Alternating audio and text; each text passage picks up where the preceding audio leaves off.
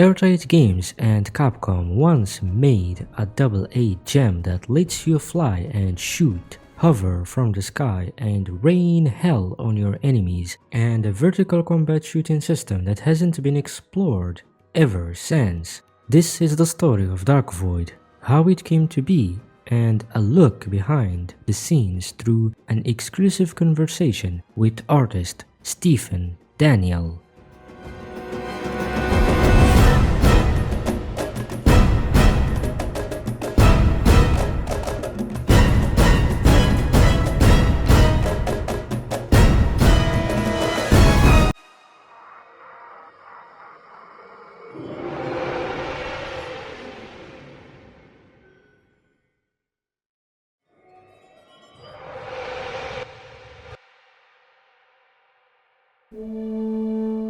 In 2003, FASA and Microsoft Game Studios released one of the greatest aerial shooters of all time, Crimson Skies: High Road to Revenge. It served as the long-awaited follow-up to the original Crimson Skies on PC, and it quickly became a classic. The game earned critical acclaim, sold well, and for a while, everyone assumed the next step was obvious: a sequel. And in fact, that is exactly what went on behind the scenes. Work on a follow-up began almost immediately. Some early concept art and sketches were created, but unfortunately, that is as far as things got. Microsoft eventually decided not to greenlight the sequel, and several other projects in development at FASA were cancelled. Artist Stephen Daniel explains what happened. The Crimson Skies team, my first game in the industry, and Jim Deal was ahead of the project. Matt Bruner was an art director, and after we had shipped that game, we were absorbed by FASA, and some of the team went to work on Shadowrun, and Jim and Matt headed up a sequel to Crimson Skies: High Road to Revenge, just referred to as Crimson 3. And they brought on an engineer, Jared Naltorf, I think was his name. Hopefully I've got that right. Wonderful man. At a certain point, Microsoft went through a round of layoffs. And I think this was around 2004 or 5. It's been a long time, so I don't quite remember. And at that time, they cut the Crimson Skies 3 project. Feeling restricted and unable to spread their wings creatively, the project lead for Crimson Skies: High Road to Revenge, Jim Deal, decided to leave Microsoft in mid-2004 and start his own studio. He wasn't going to make that leap alone. Matt Bruner, Jared Noftel, Jose Perez II, and others, such as Stephen Daniel, also choose to leave and join him months later on this new adventure. By 2005, their studio Airtight Games was officially formed. To actually build the company, Jim, Matt, and Jose amassed around $24,000 of their own money, and that funding became the only thing keeping the studio alive until they could secure a contract. May not look like much, but this baby keeps us in business for another month or two. They had passion, talent, vision, but creating the studio was only the first challenge. The real struggle would be convincing someone, anyone, to notice them. At this moment of uncertainty, Jim Deal turned to a trusted ally, Ed Fries, former vice president of the publishing branch at Microsoft Game Studios. Thanks to his experience, Fries became the key person representing Airtight Games, trying to convince major publishers that this small, independent studio meant business. From the very beginning, Airtight aimed high. They pitched it to giants such as EA, Activision, and Take-Two, but as a small startup with basic tools, breaking through proved difficult. Their first round of pitches didn't land. A second round of pitching finally landed at the doorstep of THQ. Eventually, Airtight managed to interest THQ, who agreed to fund a demo with an 8-month contract. But once the demo was complete, THQ backed out, and for Airtight, time and money were quickly running out. Every day mattered because every decision came with a cost.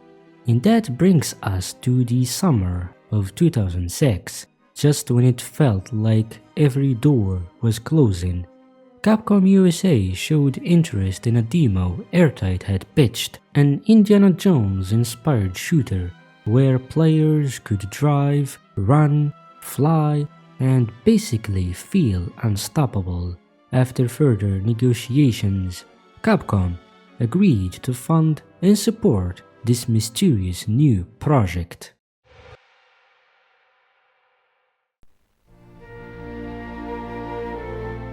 Before Airtight Games finished work on their masterpiece, the studio had to take a few baby steps, and the early beginnings of Dark Void have always remained a complete mystery for 15 years. How did it all start? What early concepts did Airtight Games experiment with? And, most importantly, what was the project's original codename? For a long time, none of that was known. What we did know was that Airtight set out to make a third-person shooter from the very beginning, but beyond that, barely anything.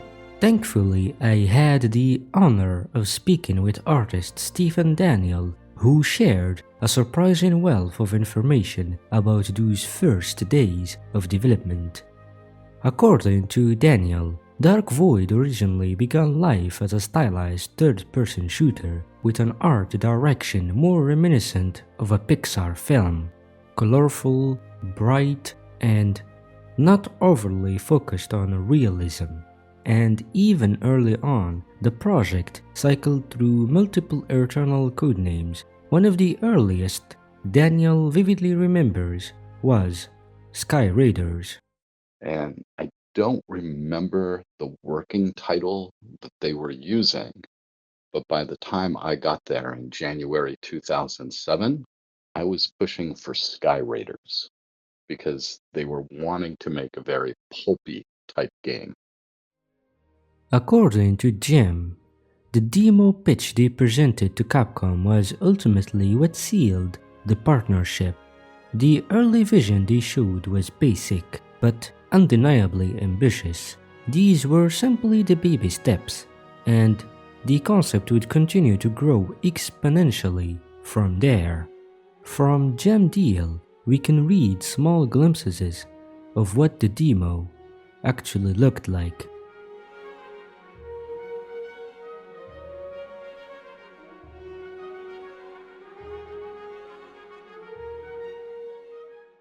So their concept was a third-person action-adventure with multiple types of vehicles. You could run, you could ride a horse, you could ride a motorcycle, you could drive a Jeep or a car or a truck, and you could fly in an airplane, and then ultimately you would have some type of jetpack, which was really exciting. Around this time, the game was still in development under the name Sky Raiders, essentially a spiritual successor to Crimson Sky's High Road to Revenge, and while that name stayed in use for quite some time, the concept itself was always moving, constantly changing. From the very beginning, Airtight Games set out to outdo their previous work, to build something new, something unique, something with a sense of mystery. And it is here that we start to see how those early story ideas gradually evolved into the foundation of the name Dark Void, and ultimately the mechanics that would help the game stand out. So Sky Raiders, and I think the name might have been The Watchers once the game was written. And the game was written by a fellow named Jeff Howe, and the concept was a little bit of kind of biblical influence with the Watchers, the Nephilim, that idea. The simple concept was that a alien race had created humanity as a slave race. The slaves had rebelled and they had pushed the Watchers into a pocket universe called the Void. And that ultimately is where the name Dark Void came from. We now know that the game had another name, The Watchers. We also know that thanks to Stephen Daniel that during this phase the project was still a stylized third-person shooter set somewhere across the Mediterranean and North Africa. What makes this codename even more interesting is that, according to one of Stephen's email responses, The Watchers was actually intended to be the official title of the game, but Capcom unfortunately couldn't secure the trademark.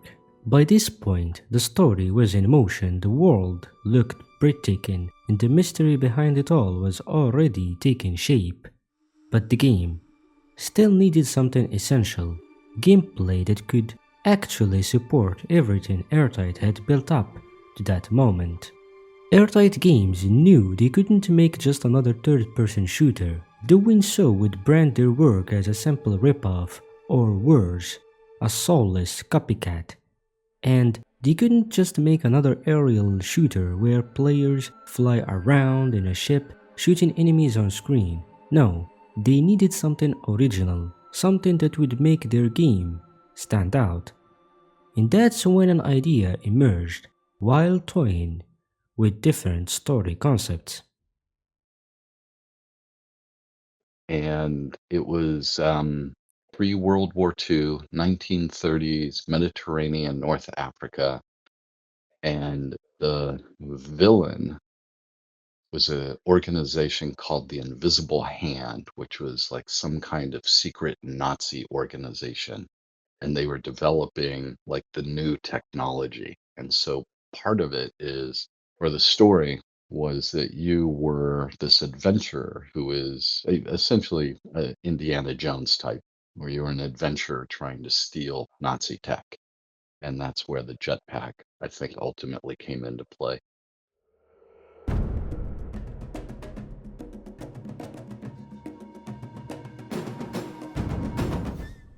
The jetpack was an incredible addition to the game. Not only was it a fresh take on the third-person shooter formula, but it also proved something else. Since Dark Void, no other third-person shooter has really used a jetpack mechanic in quite the same way. Even though Airtight Games came up with the idea, soaring into the sky, hovering over enemies, and raining a barrage of lead from above, it still wasn't enough for the developers. They needed one more feature that would truly make the game stand out.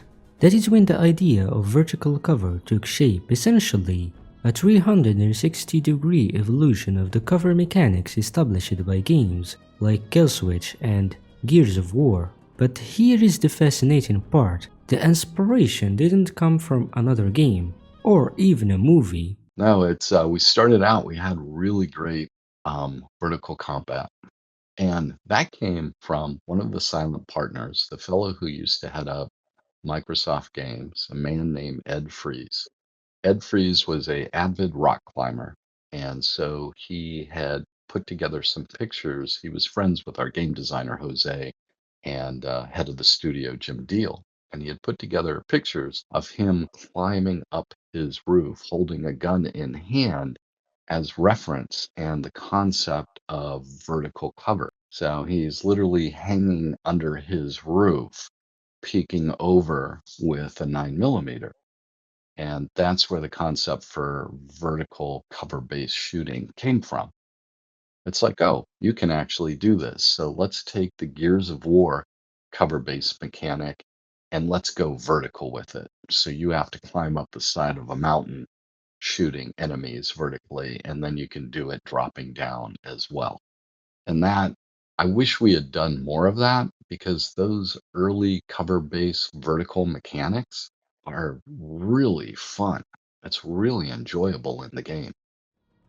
Implementing such a mechanic was anything but easy. Airtight Games ran into numerous technical challenges early on, but through iteration and experimentation, the designers and programmers eventually refined the system.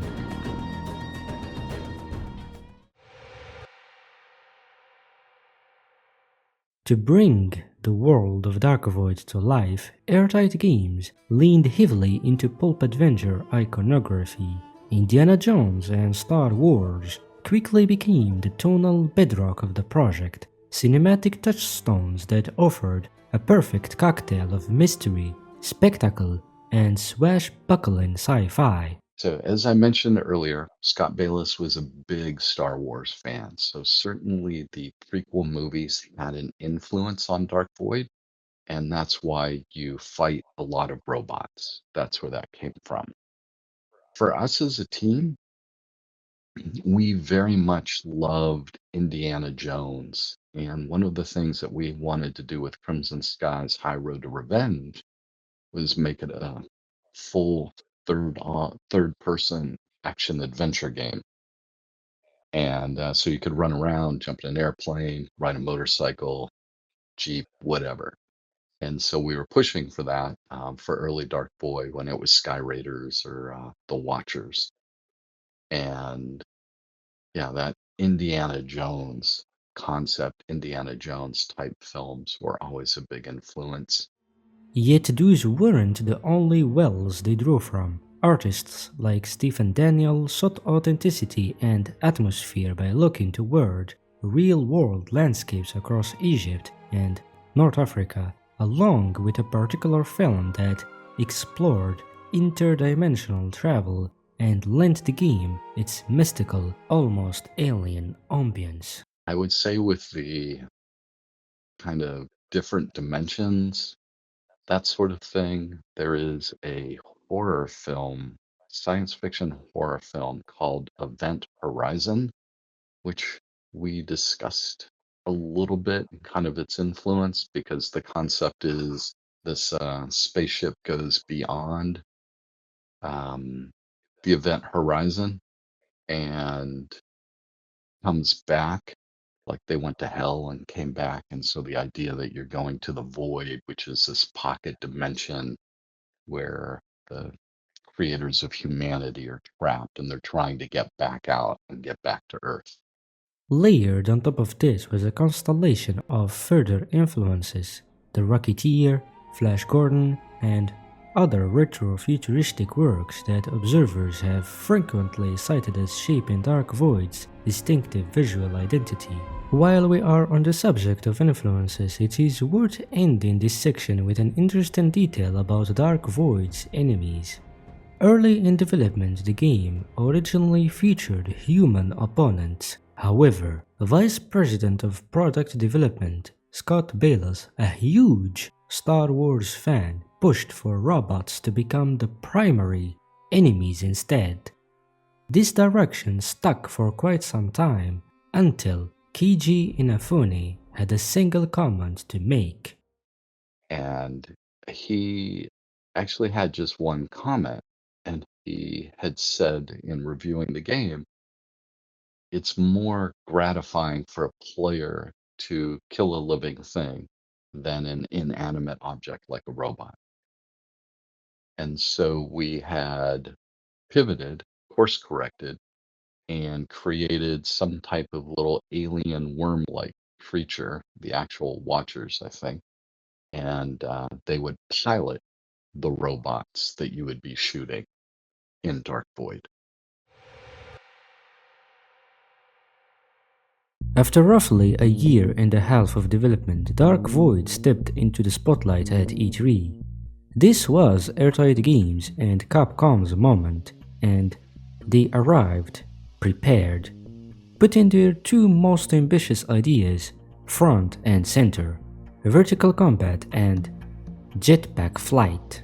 So, how did the media respond? In a word, mixed. Some players were genuinely impressed, even awestruck by what they were seeing at the time. Others, however, were far less welcoming. The harshest critics went as far as labeling Dark Void as Gears of War clone, even though its mechanics and tone were pursuing something entirely different. The jetpack itself wasn't safe from criticism either. Still, Airtight listened and, in response to early feedback, added a hover ability that allowed players to stop, aim, and unleash chaos from above. Still, one question had to be answered. Would Dark Void survive release? Had Capcom's marketing actually convinced anyone to give this new shooter a chance? And would Airtight's new ideas be enough to stand against an increasingly competitive market? That is what we're about to find out.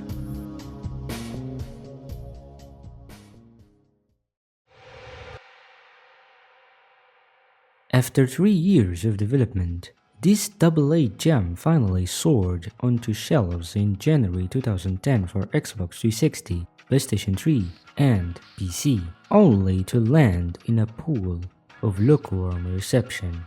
For Airtight Games, a studio that had spent years refining jetpack flight, vertical combat, and a fresh pulp adventure identity, the comparisons were unfair. Only a small handful of players recognized what the team was actually trying to accomplish. The PC release didn't help its chances either.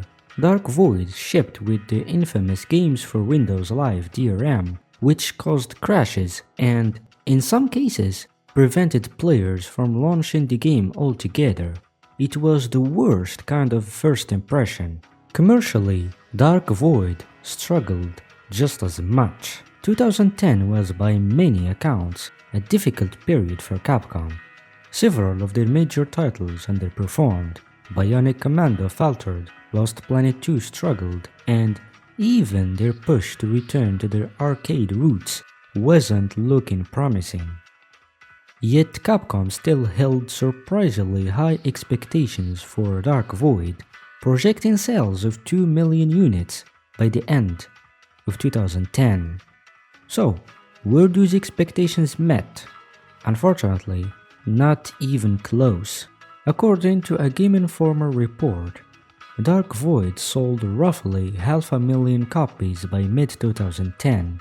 Another report, this one from Video Game Charts, estimated that by the end of 2010, the game had only reached around 600,000 units sold, far below Capcom's hopes and far below what would be needed to justify expanding the IP. But was a sequel ever on the table? Actually yes and no. In early interviews, Jim Deal mentioned that Airtight would consider a follow-up if the game performed well both critically and commercially, and as history has shown us, Dark Void fell short on both fronts. But did any work begin on a sequel? So yes, there were plans for a sequel. What those plans were just simply an outline that you have stopped the Watchers from actually coming back into our universe where the Earth is, and then essentially you've got to go and do it again, and maybe they actually make it into the universe. Uh, but was it darker? Yeah, but Like, it was so abstract at that point that it could have gone anywhere. Like we were prepared to make a sequel if Dark Void was successful, but inside of 90 days, it was obvious it was not going to be successful. So any ideas for a sequel we scratched. man. Yeah, you could actually, what's interesting is you could very easily build an encapsulated universe where you go back and forth into the void, fighting against the Watchers, trying to break out. You could put together a multiplayer type component with different vehicles, would be so much fun. We'll call it a Battlefield Light version. Yeah. I just, yeah, there's a huge amount of opportunity for Dark Void. I just need, honestly, Capcom Japan, hopefully Capcom Japan has the rights to it. They just need to find the right team to go and remake Dark Void again. After roughly 14 years on the market, Dark Void was quietly delisted from Steam, and with that, the game slipped into abandonware status.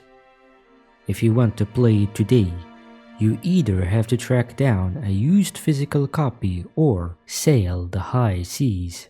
But whichever option you choose, Dark Void deserved another chance. Because if you look at third-person shooters today, most of them prefer to play it safe. They polish what already works instead of trying something new, and that is exactly why Dark Void feels so refreshing in hindsight. Jetpack dogfighting, hovering above enemies and raining gunfire from the sky, vertical cover shooting that turned every encounter into a three-dimensional battlefield. One moment you're taking cover behind the wall, and the next you're flying, the other moment you're climbing and shooting. That is epic, man. These ideas are exactly what the genre needs right now. Looking back, Dark Void's biggest problem was the era it was released in. To conclude this, if Dark Void were to be remade today, it would likely find a much more welcoming audience. Until that day comes, all we can do is keep the memory alive and keep the jetpack burning.